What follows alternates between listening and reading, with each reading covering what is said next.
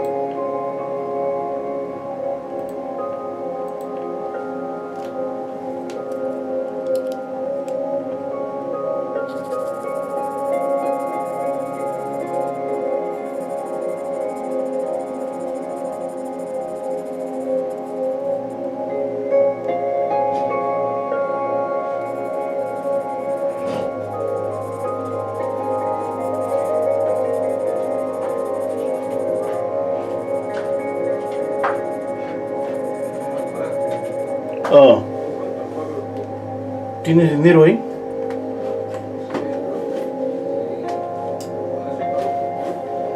Espérame todavía.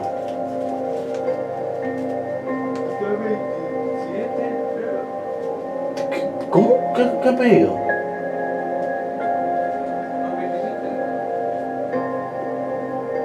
Con 50 euros.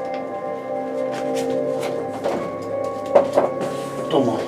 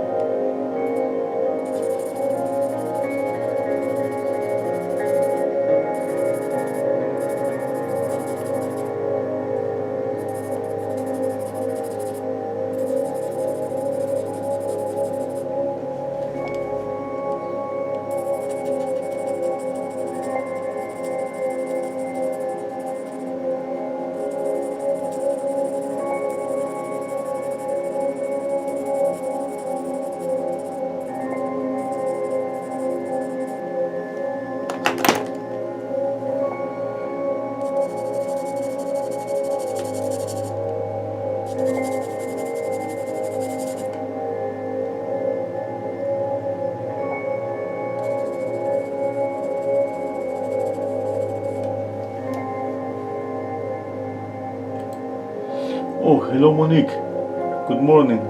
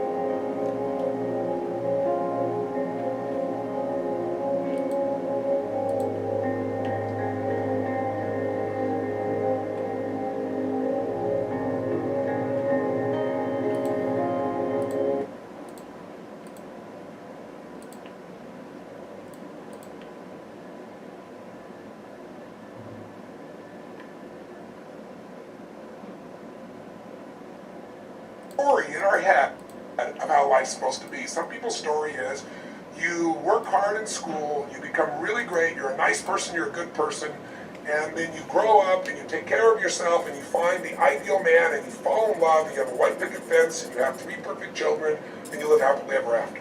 Somebody else's story, the old story was you work really hard in school, you excel in college, you go to work for a big corporation, and you move up through the ranks until you're the president or chairman of the company, and you become successful and respected throughout life.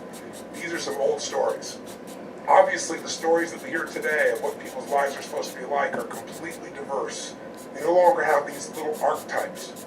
But one archetype still seems to remain. And that archetype is, in order for you to really feel like you're enough, many people believe they have to achieve an enormous amount.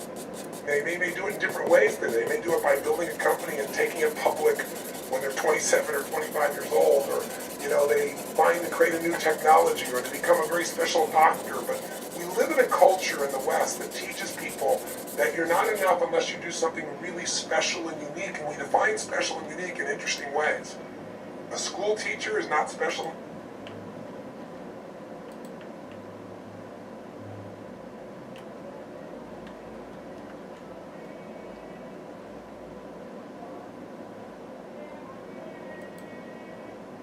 Did you,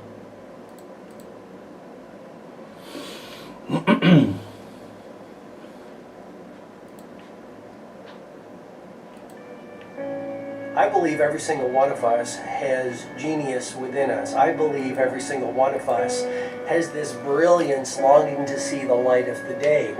I believe every single person on the planet has a mighty mission and is available for a magnificent obsession in their own original way. Now, is there an exact formula for this?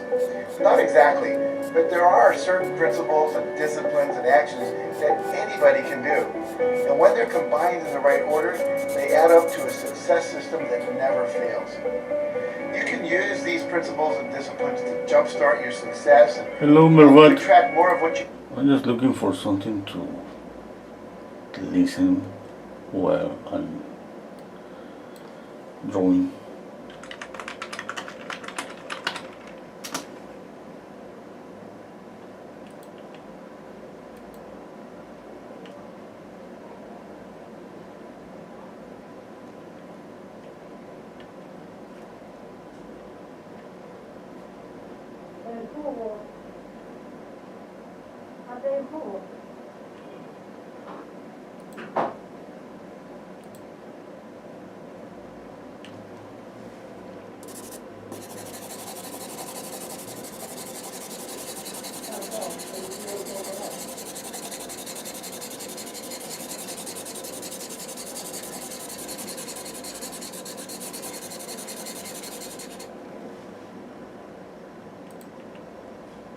Today, let's talk about how long it takes to become fluent in English.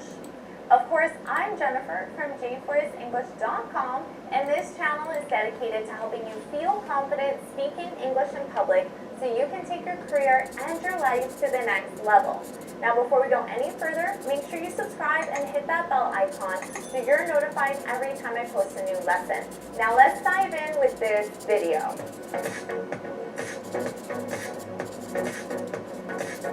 So how long does it take to become fluent in English? Well, the answer is probably a lot longer than you want it to take. Because when you become fluent in English, all you're talking about is reaching a high level of success in a specific skill, right? That's all it is. Now, of course, before you answer how long it takes, you have to really understand what does it even mean to be fluent. You have to understand what your specific goals are for speaking English fluently. So that's your first step. But becoming fluent, reaching a specific goal, mastering a specific skill is not an easy task at hand. You're committing to a very large undertaking, whether you realize it or not. So you have to ask yourself, are you willing? Are you willing to do what it takes to get the results? Are you willing to do the work? Because if you want to be an expert at English, which would be what fluency is, being considered an expert, well then you better be prepared to work hard. Because just imagine you wanted to become an expert at anything. Musical instrument, a sport, become an expert at flying a plane, playing chess, building a house. All of these are just skills. And the only way to become an expert at any skill is practice, is work and is practice. Now, how long? Well, there's a general guideline that became very popular by Malcolm Gladwell. If you're not sure who that is, he's a very popular author, and he writes non-fiction books on success. So, becoming fluent in English, that's about being successful in a specific skill. So Malcolm Gladwell has a book called Outliers. If you haven't read this book and you're dedicated to being a successful person, you should read this book. It's an amazing book. It studies success.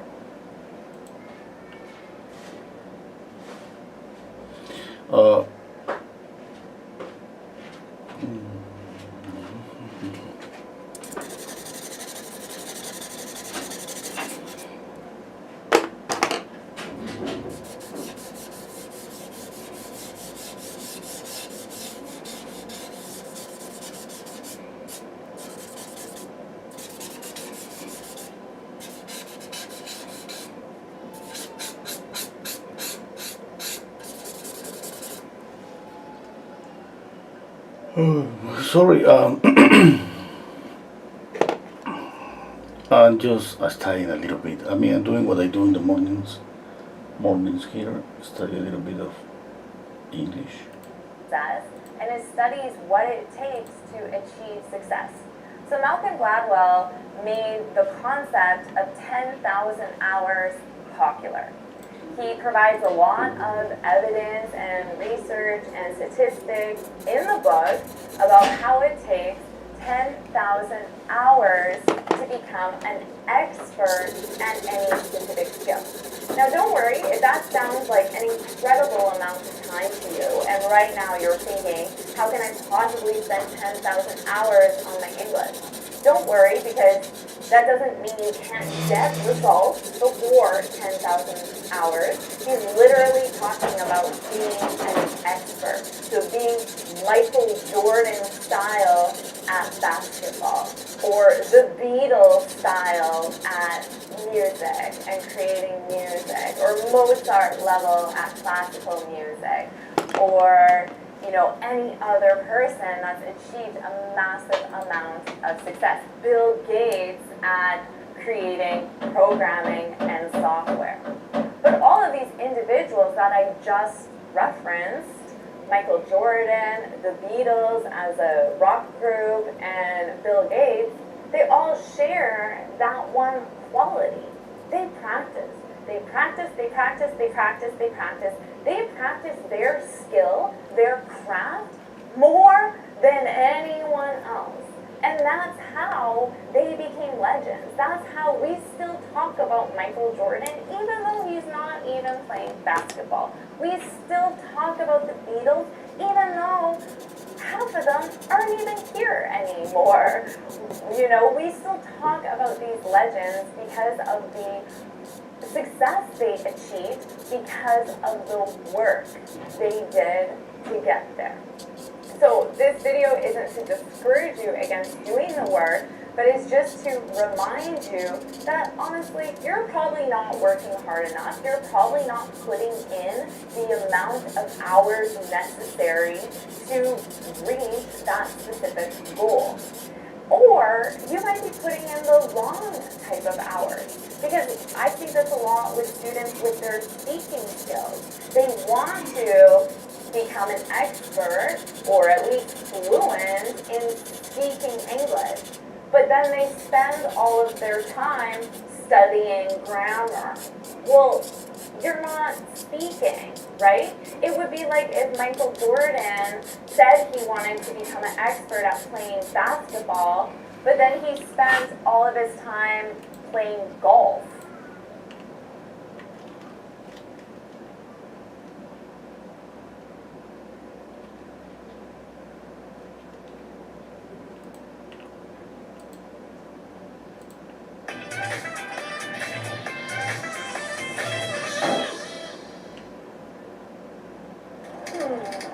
Oh, important meeting. Everyone must come.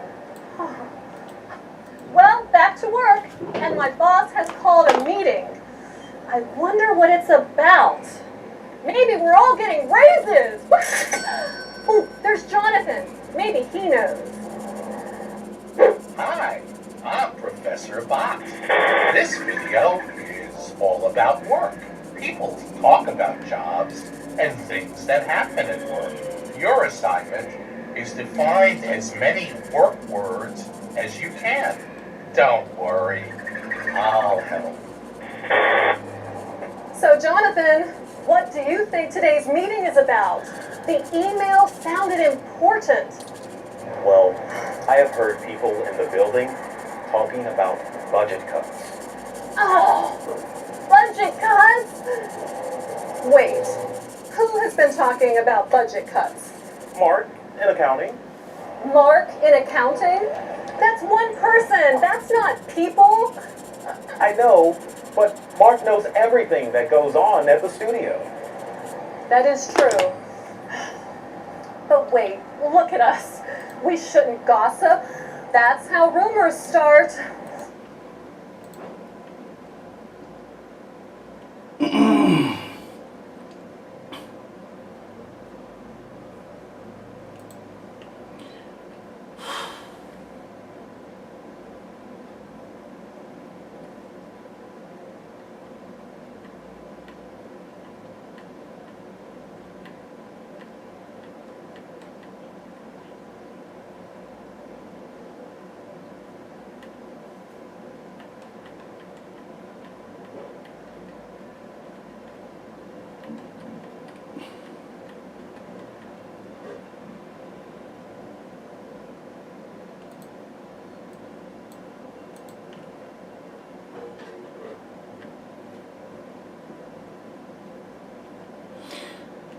So sorry, I'm just looking something to listen or practice or anything.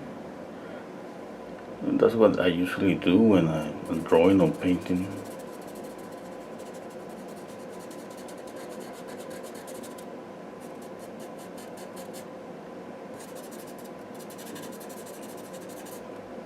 I don't know what to.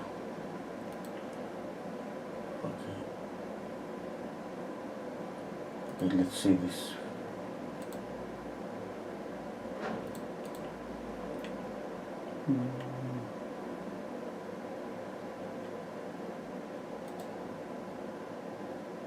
This is Shayna, your teacher from EspressoEnglish.net, and this month I'll be teaching you English vocabulary from the news. Today's article is about two women and their dogs who were recently rescued after their boat broke down in the middle of the ocean. If you're interested in reading the original article, you can find the link in the video description. The women spent 5 months on their boat in the middle of the ocean, and the article calls it a 5-month ordeal. This word, ordeal, means a difficult or painful experience, especially one that lasts a long time or that is just a very big challenge. Surviving on a boat without any help is definitely an ordeal. The women and dogs were rescued by the United States Navy. The word Navy refers to a specific department of the military. It's that part of the military that works on the ocean with ships and submarines. How did the women get into this situation? Their boat broke down and they were left drifting. If something is drifting, it means it's carried by currents of air and water and isn't really making any movements on its own. We sometimes also talk about a person drifting through life if this person doesn't take any action or initiative and just kind of goes with the circumstances around them. While the boat was drifting on the ocean, it was attacked by a group of sharks. A shark is a very big fish with sharp teeth. But fortunately, the hull of the boat was strong enough to withstand the onslaught. Let me explain 3 words in that phrase. The hull of the boat refers to the outside part of the boat's body. And the verb withstand means to be undamaged and successfully resist an attack, a storm, an accident, etc. So, the hull, the exterior of the boat, was strong enough to withstand, resist the onslaught of the sharks. The word onslaught can refer to a violent attack or a huge quantity arriving. In this case, it was both. There was a group of sharks and they were violently attacking the boat. One day, a fishing boat from Taiwan spotted the women's boat. The verb spot means to see something, often something that is difficult to see or to find. It's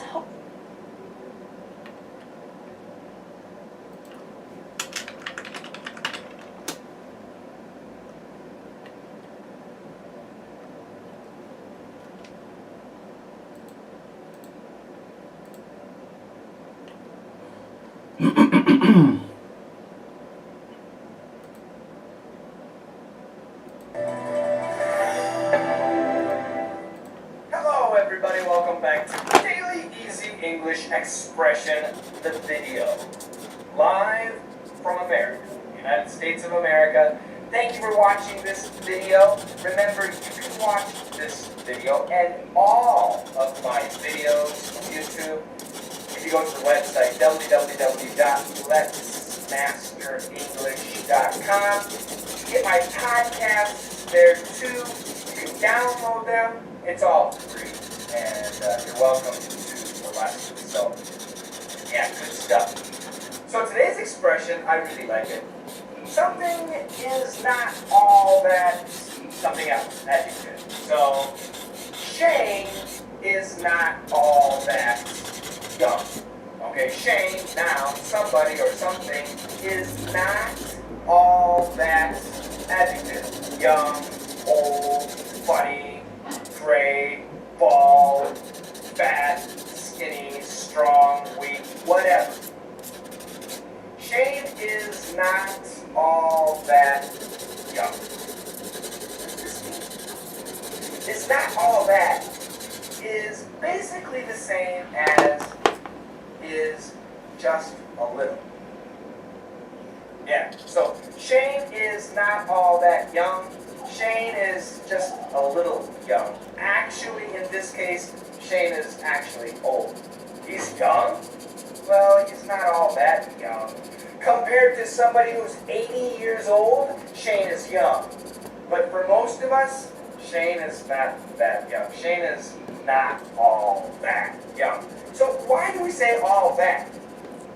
Because many people say, oh, Shane is so young. Shane is really young. Shane is young. No, not really. He's not all that young. People think he's young, but actually he's not all that young. I'll give you another example.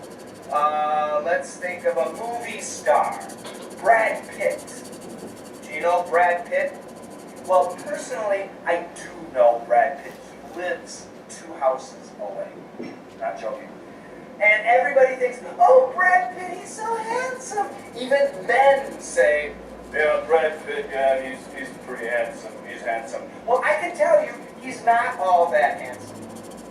He's not all that handsome. Everybody says, he's so handsome, so handsome. He's not all that handsome. He's not as handsome as you think. Actually, his face, he's got pimples all over. So every time he goes on the camera, they have to use Photoshop to make his skin smooth. I'm not joking. But Brad Pitt is not all that handsome. Yeah, he's a little handsome, but he's not that handsome. Do you understand? It's a good expression. Let's check out a dialogue. Mary is such a genius. She's not all that bright. What? She graduated from Yale. So did George Bush. Oh, wow. Yeah, this is a good example. If you hear that somebody graduated from Yale University, Harvard University, Stanford University, Columbia University, we think, wow, that person must be really smart, because we know those are good schools, right? Well, remember, George Bush went to Yale University. Do you think he's a genius? Some people, yes, but many people don't. If you you want to go to Yale and Harvard and Stanford and Columbia, there are two ways. There's other ways, but there are two basic ways to go. Number one, be really, really, really super smart and have no money. And number two, have lots of money. Those are the two easiest ways. To be really, really, really smart and not be rich, middle class and lower, or be really, really, really, really, really, really rich. And then you can go. So which do you think George Bush? Was he really, really, really, really smart, or was his family really, really, really, really, really rich? Rich man. It's true, I'm sorry. I'm not saying he's dumb. I'm just saying he's not a genius. He's not really, really, really, really, really, really smart. I hope President George Bush is not watching this video. For some reason, suddenly I feel my life is in danger. I'll be careful. But yeah, this is the idea. She married bright. Bright means smart. Bright means smart. She's not all that bright. She's not stupid, but she's just a little smart. She's just a little bright. She's not all that bright. Everybody thinks she's so smart. She's not all that bright, but she went to Yale. So, dumb people go to Yale. It's true. It's true. So, this is a great expression. And I want you to create your own sentences, okay? Make your own examples. You can use me, I don't care. You can say anything you want. I always say, I'm bald, I'm losing my hair. But I know some guys out there have much less hair. Some guys have no hair. So if you are a guy with no hair, absolutely you can say, Shane, he's not all that bald. He's not all that bald. I am bald. Oh, I need sunglasses. Yeah. It's funny? Thank you. Well, you know, I am the funniest English teacher online in the world. I'm the funniest English teacher. But I'm not all that funny. Yeah, well, you're not all that good looking. Now I'm mad. Enjoy the conversation 3 more times, and I'll see you tomorrow. Maybe. Actually, I might not be.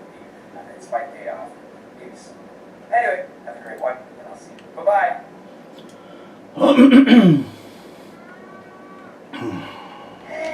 Mary is such a...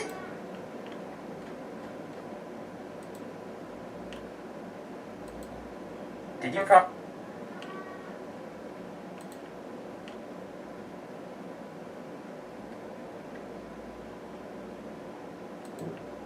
Did you?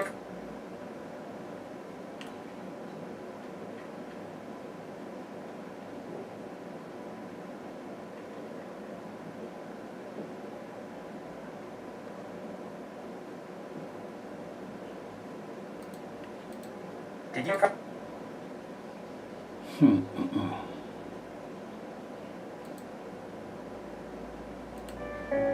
I believe every single one of us has genius within. If you don't believe in it, if you don't see how real it could be. Oh, hello, Miriam.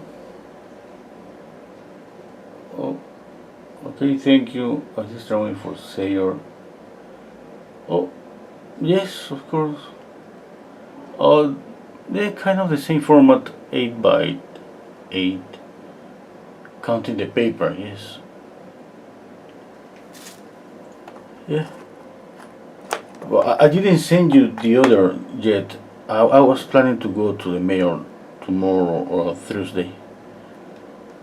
I can send you this one if you want. I mean, I wanna just finish this one. I wanna take a little all my time. I wanna get this really good. This is the second session. Definitely, I'm gonna spend maybe a third session.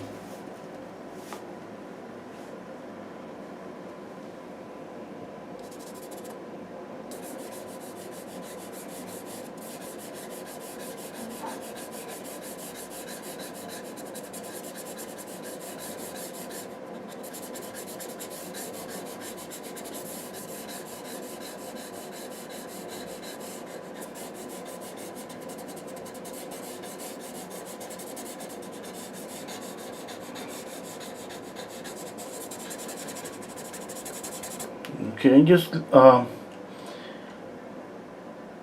I'm just doing what I do every morning. I just to study a little bit of English, or believe it or not, sometimes French or any other language. I mean, it's just to that sometimes I get bored listening music or the news or everything.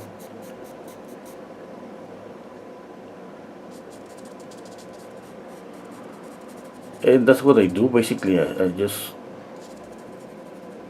spend like 5 minutes listening English, 5 minutes the news, 5 minutes music.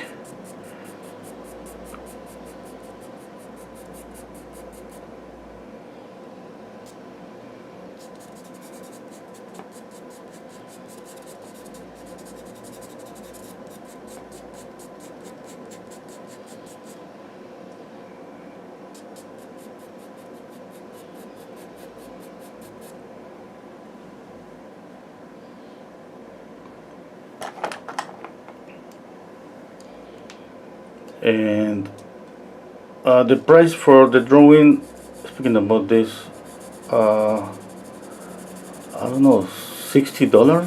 That would be okay.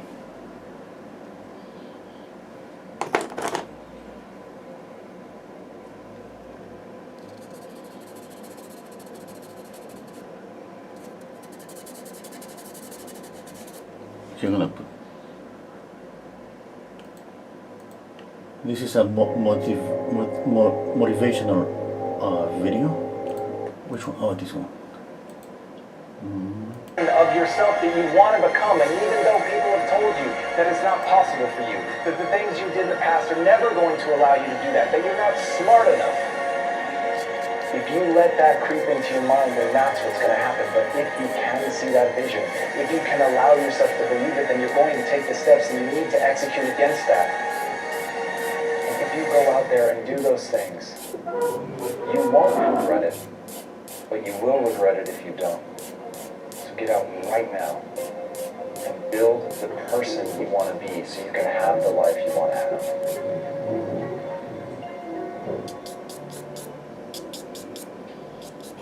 A lot of people always ask themselves, what can I do to be happy? Do everything you can to set up habits and take care of your mind in such a way that you generate more happiness. No matter who you are, what walk of life you're in, number one, you have to own your own happiness. Take it away from other people, demanding that they make you happy. Happy, beautiful people. You've heard it, right? We're to be vibrant people. We're to be happy people. We're to be joyous people. But that doesn't happen by itself. What we have to do is we have to try. And the reason we have to try is because life gets in the way.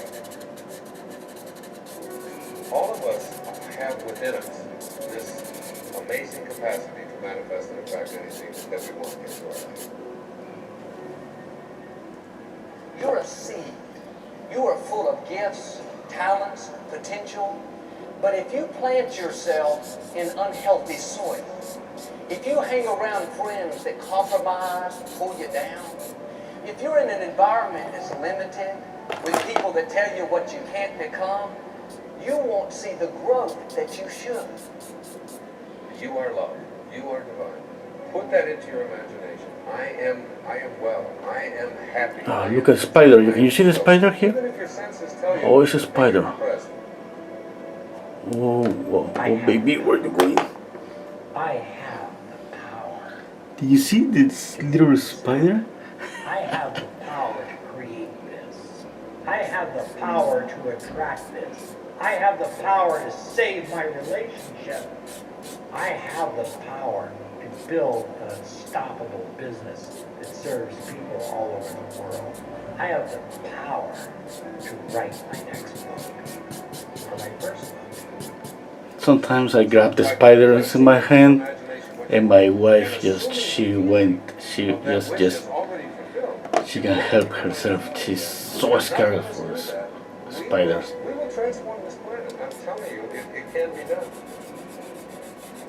When you know you can, you to escape the prison of limiting beliefs. When you know you can, you reclaim your power, your joy, and your freedom.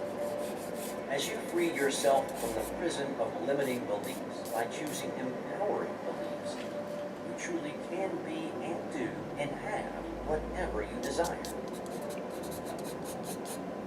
Your personality creates your personal reality. That's it.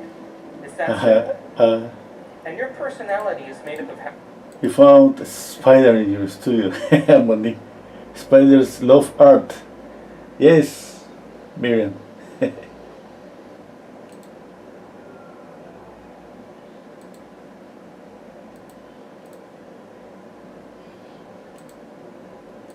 how you think, how you act, and how you feel. What you think. I'm using charcoal. I'm using this is 8B graphite, and I have here graphite too. This is a 2B. Get that, we can make enormous changes. You're not supposed to go around solemn, serious all the time, burdened down by problems. Taking time to laugh, to have fun, that re-energizes you. It helps keep you in balance. If it's all work, all stress, all dealing with problems, that's going to weigh you down. You need to start giving the vocabulary of happy to your families. You have to start giving the vocabulary of happy to your teens. But too often, we used to laugh when we were... Did you promise yourself 2021 would be the...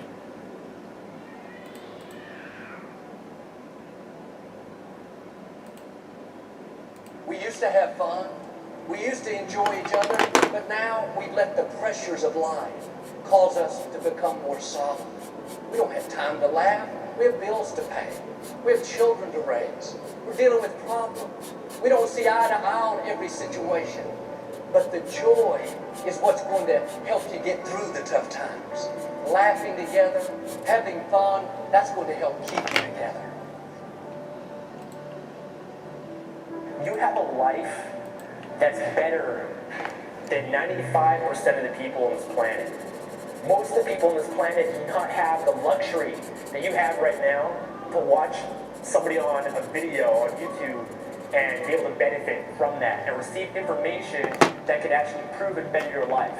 Most people don't have that luxury. Most people do not have a freaking computer and the internet where you can have access to this. Most people don't have the chair, the roof that you have over your head right now. Too many of you are sitting around waiting to feel ready. You can still move forward when you're not ready.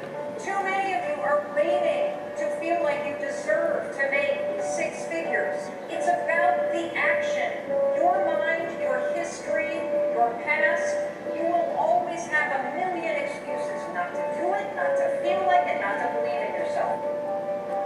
You are a master creator, constantly creating your life in exact accord with your thoughts and feelings. You are an external being worthy of anything and everything you desire. If you wanted to create a new personal reality, then on a fundamental level, you would have to change the thoughts that you are thinking, the behaviors and habits that you're demonstrating, and the emotions that you've memorized that's become part of your identity. And most people try to create a new personal reality as the same personality, and it never works. We have to become somebody else. Did you live your life?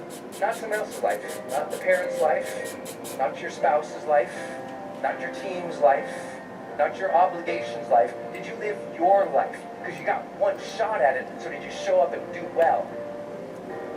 Friends, don't let one disappointment, one loss, one bad break cause you to settle.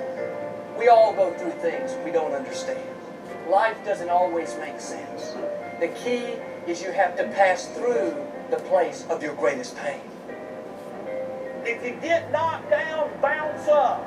If somebody next to you gets knocked down, help them up. Look inside yourself and find that desire. Go win big. Because we're always looking back, reliving the negative, we end up carrying around all this baggage that weighs us down. One of the best things we can learn to do is drop it. Let it go. The best part of your life is right up in front of you. It's a beautiful day when you're singing. Nothing matters to you. The smile is on. Little worries are gone. Beautiful day when you're singing. Nothing matters to you. The smile is on. Little worries are gone. You have within you what it'll take for you to go do something great in your life. But you gotta get yourself in a positive cocoon where you make some fundamental decisions in your life. You're a force of nature. You're somebody great. You were put on this earth to make a difference. I'm telling you that the way that you were made, the way that you are now, is beautiful or handsome, and that you're enough. And that once you can finally acknowledge the fact that you're enough, that you're beautiful and gifted and special and made in the image of this higher place, right? That once you can acknowledge that, you're going to be very, very happy. All your confidence, all your happiness, all the things you want to achieve in your life come from when you understand that you are made perfect the way you are. Doesn't mean we don't want to improve things in our lives and chase the next version of us and all that, but the you that exists now is enough. And that you have everything within you right now to make your dreams happen, to be happy. Seize the moment. Enjoy the moment. Minister in the moment. Do it now. Just don't somehow think that tomorrow is going to be the time when you go. On the street, all people are passing by. It's a great day. Nobody even cares that I've got this smile on my side. I told to myself, is it true that we all must cry? 'Cause a great day, you shouldn't even care. 'Cause you have this smile on your side. It's a beautiful day when you're singing. Nothing matters to you. The smile is on. Little worries are gone. Beautiful day when you're singing. Nothing matters to you. The smile is on. Little worries are gone.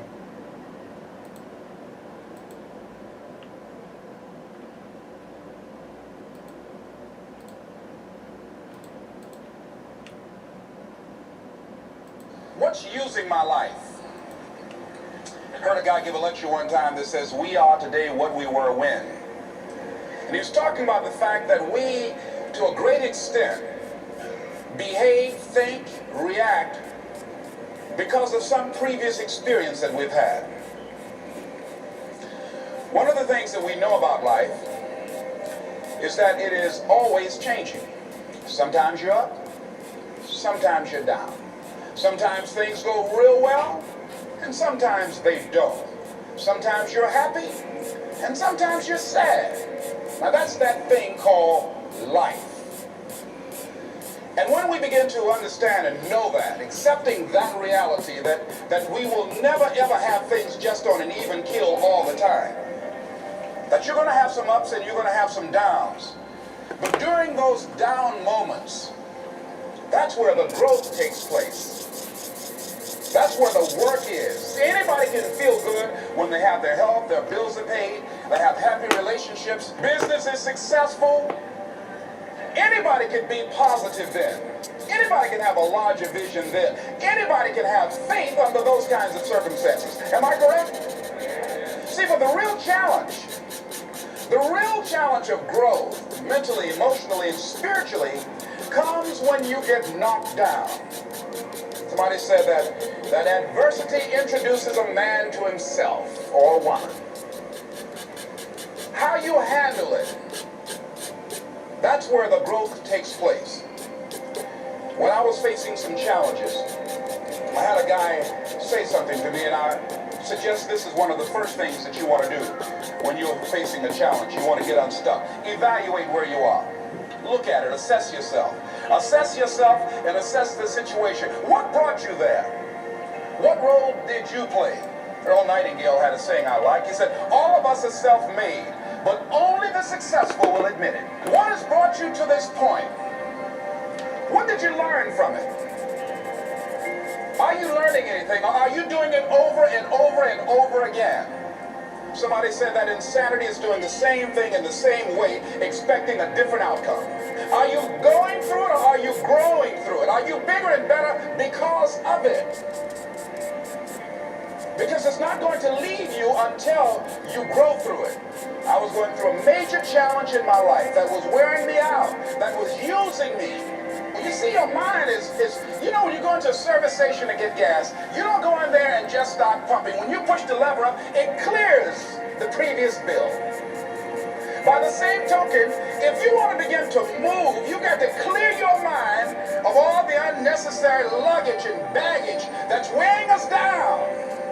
I couldn't move, I couldn't think about what am I going to do to get out of this situation, because I was so concerned about what happened and what he did to me and how bad it was. I was so stuck in that I couldn't even focus on what I should have done. Feeling sorry for myself and angry, none of that was taking me anywhere. So pretty soon I learned through effort, made a conscious, deliberate, determined effort. I had to let it go. I had to forgive it. Let it go and begin to focus on developing myself. And I say to you, you're going to have people to do things to you. Things are going to happen to you. And the most important thing to do is to harness your will and let it go. And move so you can grow. So you can get on with your life. It doesn't matter about what happens to you. What matters is, what are you going to do about it? All of us have experienced some tragedy, and if we haven't, we will. And you can either let it destroy your life, or you can build upon it. You can permit it to let it hold you down, or you can decide, I'm not going to let that happen to me. I'm bigger than this. Make a declaration to yourself. Declare all-out war that you're going to get out of this rut. I don't care how good you are, I don't care how talented you are, I don't care how much you work on yourself. There's some times when things aren't going to go right. They just are not going to go right. There are times when anything that can happen will happen. Murphy's Law will be knocking at your door. Why? I don't know why. That's called life. And you have to deal with it. Sometimes your life will be in a slump. Just like sports. Some of the best shooters can't hit baskets different times in games. They get in a slump. Do they sit on the sideline and say, you know, I just didn't hit a basket today? No, they continue to execute. I suggest to you that if you are facing a challenge, don't stop. Stay busy. Work your plan. Continue to do those things that you know that work for you after you have evaluated yourself in the situation. Continue. Stay busy, stay busy, stay busy. Find somebody that you can help so you can forget about you for a moment. See, sometimes the best thing to do is to be. Sometimes you have to just back up and go within yourself. A bow and arrow, you can't take a bow and just push it out an arrow. You just can't push the arrow out. You have to pull it back and then release it. Sometimes you have to back up and go within and pray and meditate and recharge your batteries. Go away, clear your head, and then come back and look at it from a different vantage point. Don't operate while you're under the spell or the effect of what's going on. Next thing is that you've got to activate the thinker in you. Don't allow your emotions to control you. We are emotional, but you want to begin to discipline your emotion. If you don't discipline and contain your emotions, they will use you. Your mind goes on automatic, just like a God. You know, I love reading the book called As a Man Thinketh by James Allen. He uses the analogy of the mind being like a garden. You know, weeds don't have to have any encouragement to grow. You don't have to water them. They don't have to get sunshine. They don't have to have fertile ground. They will grow through the cracks of a sidewalk. Am I right? But if you want to grow orchids or roses or any kind of exotic flowers, there are special processes and procedures you must go through. Well, by the same token, you don't have to force yourself or motivate yourself to think negatively, to be depressed, to hate somebody, to want revenge, to want to get back at somebody, to beat yourself up over the head, to feel loaded with guilt. You don't have to make any effort to do that. Your mind is on automatic. It will do that by itself. But if you want to begin to move into your own personal greatness, if you want to begin to really enjoy a happy, successful, healthy life, you've got to be willing to go against the tide. You've got to be willing to harness your will and say, in spite of this. Okay, that's it for today. At night, I'm going to finish this at night. I'm just going to add more. I'm just waiting to see these highlights really bright. And that's why I'm going really slowly, adding more and more values. And of course, trying to see if any mistakes just pop up. Okay. And then I see in the image, for example, this is dark here, and I was thinking maybe make this here soft, and keep high contrast here. Okay, it's not like a high contrast because this eye you see is really dark, and this eye is not that dark. Okay, because the idea obviously does create perspective. That means this eye gotta recede. This one has to pop forward. That's one I'm keeping that difference. But I definitely am gonna make this a little bit darker, but not as dark as this one. But I gotta control that. I gotta go little by little. Okay, dark a little bit. See if that's okay. A little bit more. If not okay. If it's not okay, I take out my needle eraser and then I erase a little bit. And I gotta. At the beginning of this drawing, I was measuring a lot. Okay, and one thing that I'm doubting a lot is the size of the ear. I think the ear is too big. I don't know. I reduced it a little bit, but I think it still is too big. Or maybe I need just to soften all this area. Okay, take care, bye.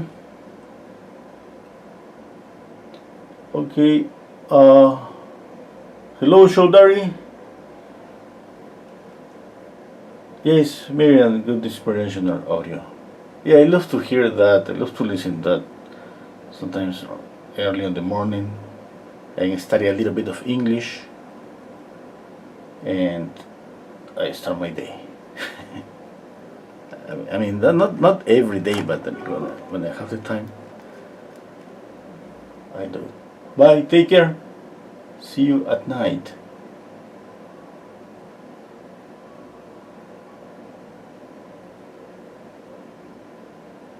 Okay, I'm gonna finish this one, I think, at night. That means that maybe for a couple of days I can just send you this one with the painting, Miriam. Okay, bye, take care, all of you, thank you, bye.